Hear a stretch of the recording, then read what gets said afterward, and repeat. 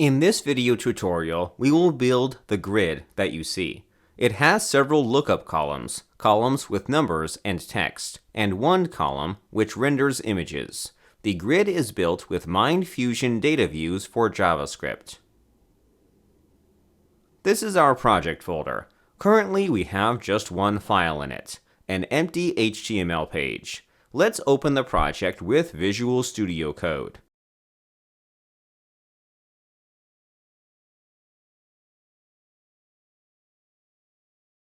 As mentioned earlier, we are going to use the data grid library from MindFusion JavaScript pack. You can download the pack from NPM or from MindFusion's website. The folder contains samples and the scripts for all libraries included in the bundle.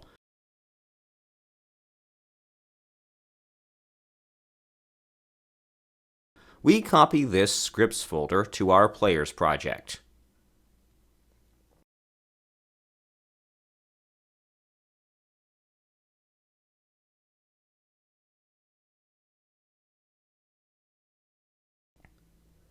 From the scripts, we need to reference the drawing, controls, and common files.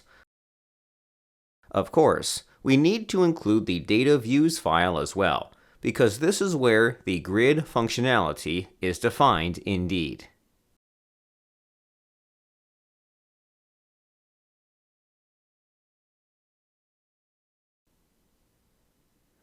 For the styling of our grid, we will use themes. The libraries in the JavaScript pack all share common color themes, which are defined with the same name but are placed in different subfolders. In our project, we want the themes for the data views library and the UI controls. We will use the green theme. Note that our web page has defined the UTF-8 charset meta tag. This is important because the player data contains special characters. Now let's add the JSON files with the data for the sample. We also need a blank JavaScript file, which will be the code behind file for our application.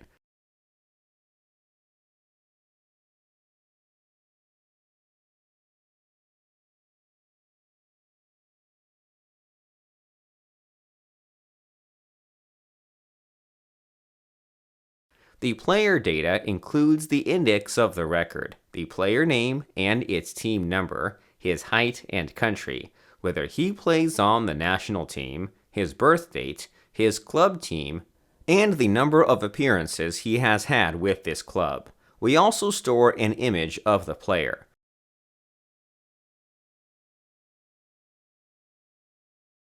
Since we want the countries to be presented as a combo box, we have included them in a separate array with JSON objects.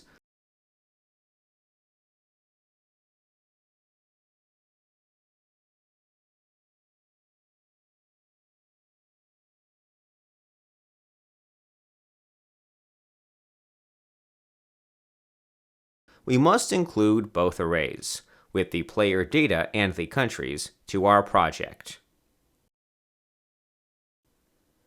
The last thing we need to add to our web page for now is the div element where the grid will be rendered. We make it take the whole available space. It is important that the div element has an ID because we need to refer to it in code. Let's add some namespace mappings to our JavaScript code behind file and start coding our application. The columns in a grid are represented by the grid column class.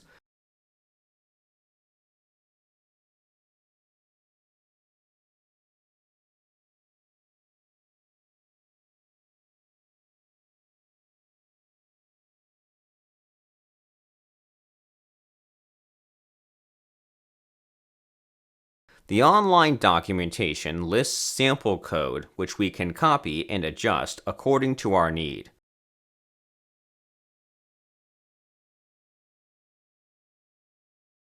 As you see, the column is bound to a field in the data model as specified in the constructor. Then we set the data type of the column, which can be a number, text, date, and many more.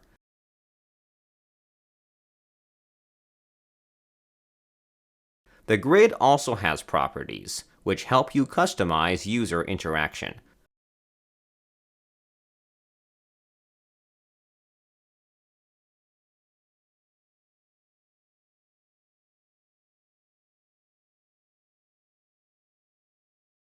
We don't want to stop delete, edit, and adding of grid rows, so we remove those lines.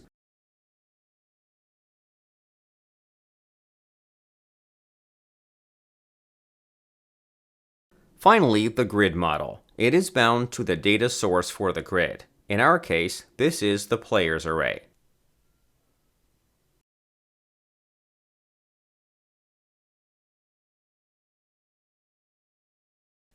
We need to call the render method, and then we can see how our grid looks.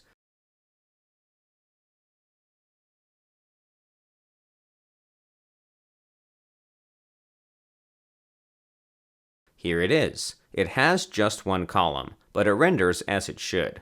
Let's add now the second column, which is almost identical to the first one, the player number.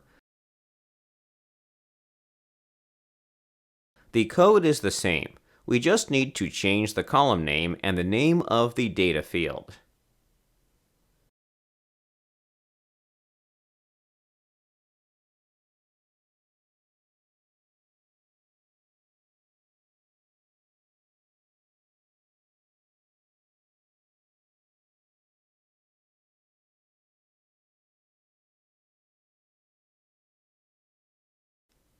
And our grid now has two columns.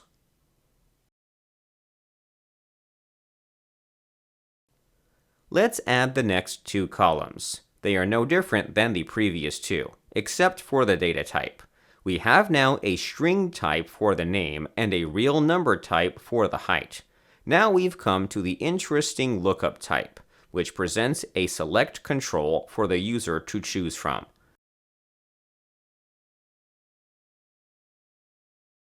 We will create a select box for all countries, which we have specified in the countries array.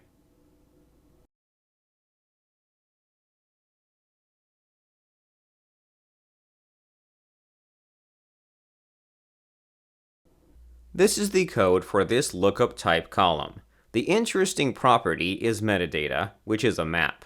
The map represents key and value pairs.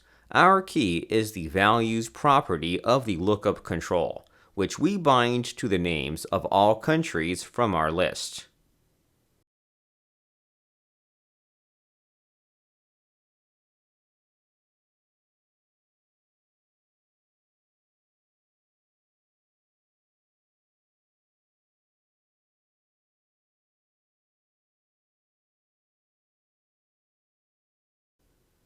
Here is the updated grid.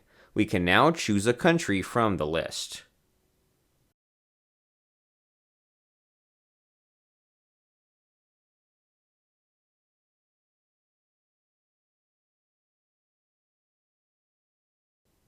The next column is for the bool yes/no choice.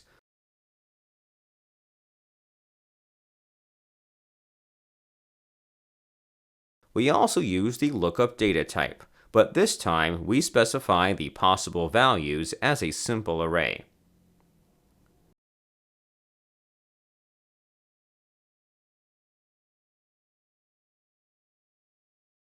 For the birth date of the player, we want to show a date picker. This is why we wanted to reference the UI script. It is done by specifying a custom editor for the column, whose data type is dateType.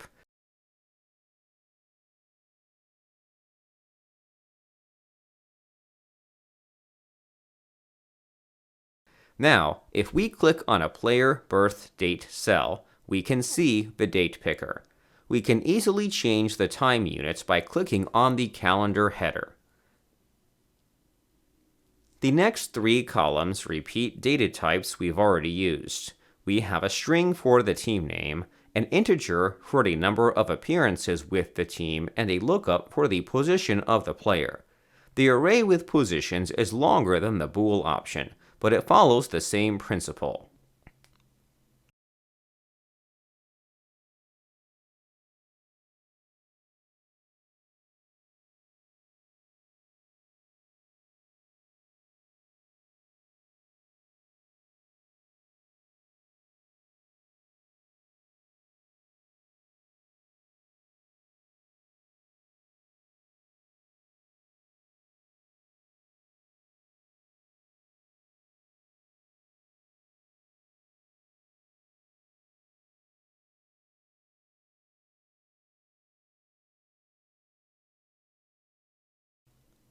The photos of the players are in the Images folder.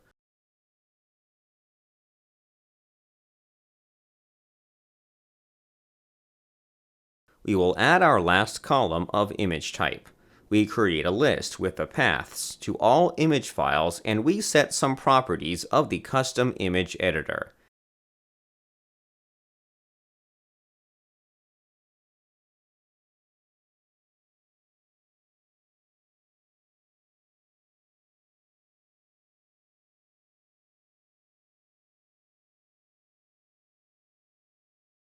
We can see our images, but we cannot see our select control with the photos because we don't run the sample under a server.